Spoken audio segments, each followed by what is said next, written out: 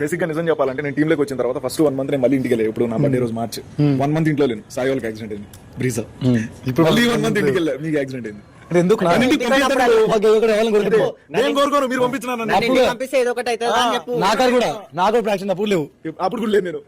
ఎప్పుడు యాక్సిడెంట్ అనమాట. ఎస్ఆర్టీంగ్ కి ఒక ముఖ్య కారణంగా నేను ఇంటికి పోయి ఎక్కడైనా సేఫ్ బతికి మమ్మల్ని ఏదో చేసేద్దామని అంటే చూస్తున్నా. దేవుడు నన్ను తీసుకుపోయి ఇంట్లో పెడతాడు. మీరు యాక్సిడెంట్ లో గురి సవాగ్రా దెబ్బలు మీరు తప్పులు చేస్తాను బ్రో. నేను మంచోండి, మేమే చేస్తాం. అంతేనా? ఈ మంచి ఎక్కువ చేస్తాడు. హైలైట్ ఒక విషయం చెప్పాలా, 2 లక్షలు పెట్టి గోల్డ్ ఉన్నాడు మొత్తం గోల్డ్ మ్యాన్ లాగా. నిజం చెప్తున్నా, ఇది 50 రూపాయలు అడిచిన నాకు మెల్ల ఏం లేకంటే బాగోదని చెప్పేసి తీసుకున్నా.